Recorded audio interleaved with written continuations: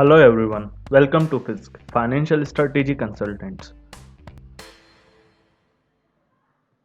ये CFA level 3 की reading number 30 का LOS 1 है। इस रीडिंग में हम एस्टेट प्लानिंग के बारे में डिस्कस करेंगे। तो वैसे ये टॉपिक इतना ज़्यादा डिफ़िकल्ट नहीं है, बट ये हमारे नॉर्मल जो रीडिंग्स होती है CFA के अंदर उससे थोड़ा अलग पड़ता है, क्योंकि यहाँ आप टैक्सेशन और एक पर्सन की एस्टेट प्लानिंग के बारे में बात करते हैं। तो काफ़ी ऐसे लीगल टर्म्स और टैक्सेशन वाली टर्म्स आती है जो हमने पहले शायद नहीं पढ़ी है, and that's why it becomes a little more challenging इस रीडिंग को पढ़ना। तो चलिए स्टार्ट करते हैं। तो सबसे पहले हम समझते हैं कि एस्टेट होता क्या है। तो एस्टेट मतलब आपका कोई भी एसेट, चाहे वो आपका स्टॉक का पोर्टफोलियो हो, चाहे आपकी बैंक के अंदर जो सेविंग्स अकाउंट है वो हो, या आपका जो बिल्डिंग्स या प्रॉपर्टीज़ आपने खरीद रखी हो, किसी आर्ट या पेंटिंग या ज्वेलरी ऐसी चीज़ों में अगर आपने इन्वेस्ट कर रखा हो, या आपके पास बहुत सारा गोल्ड हो, या आपकी कुछ पेटेंट्स हो, ट्रेडमार्क्स हो, ये सब आपका एस्टेट कहलाता है। तो ये इंडिविजुअल का भी होता है, कॉर्पोरेट का भी होता है। इस टॉपिक में हम एक इंडिविजुअल के पॉइंट ऑफ व्यू से इसके बारे में बात करेंगे। तो अब हम स्टेट प्लानिंग के बारे में बात करते हैं। तो स्टेट प्लानिंग इज बेसिकली एक प्रोसेस है जिसके अंदर आप एक पर्सन का एसेट दूसरे पर्सन को ट्रांसफ़र करते हैं उसकी डेथ के बाद या उसकी ज़िंदा रहने के टाइम पर। तो जैसा कि आपने सुना होगा कि एक विल होती है, एक टेस्टामेंट होता है जिसे हम वसीयत बोलते हैं हिंदी में। तो एक डेड पर्सन की पहले से ही अपने मरने से पहले एक वसीयत लिख के जाता है, विल लिख के जाता है कि मेरी जो प्रॉपर्टी है वो किस तरह किस में बांटी जाए।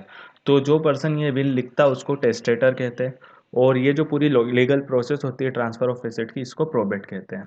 आप इस इमेज से समझ सकते हैं, ये एक इंडिया हिंदी की पुरानी मूवी है आवारा पागल दीवाना। ये उस टाइम का सीन है जब actor is going to die और वो अपने रिलेटिव विल को, हाँ, अपनी विल उसने 1000 करोड़ के डायमंड की उसने इनके नाम की है, और उसके अंदर फिर वो किस तरह फाइट होती है। तो ये क्या है कि यहाँ पे तो चलिए एक बात ये है कि इन्होंने एटलीस्ट विल लिखी थी। तो कई बार ऐसा होता है कि विल नहीं होती है, तो उसको बोलते हैं कि पर्सन डाइड इनटेस्टेड, मतलब उसने किसी को भी विल किसी के भी नाम नहीं लिखी है। तो चाहे बिल लिखी हो और ना लिखी हो, अगर बिल लिखी है तो प्रोबेट प्रोसेस होती है, बिल नहीं लिखी तो भी कोर्ट की तरह से उस तरह से लॉज के हिसाब से उसके अंदर दो जो भी डिसेंडेंट्स है उनके अंदर बिल को बांटा जाता है। होता है कि इसके अंदर काफ़ी लफड़े पड़ते हैं।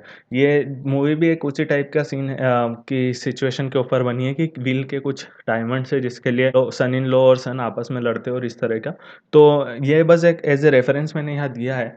तो मेन आपको ये समझना है कि जैसे इंटरनली ब्रदर्स के अंदर और रिलेटिव्स के अंदर फाइट होती है विल के रिलेटेड, तो कोर्ट जो होता है, कोर्ट के अंदर कई बार ऐसे मैटर होते हैं कि जैसे दो बेटे एक के नाम पे विल कर दी गई और ज़्यादा पोर्शन उसको है या पूरा पोर्शन उसको है, तो दूसरा भाई उसके लिए कोर्ट केस लड़ रहा है। तो इस तरह की चीज़ें होती है।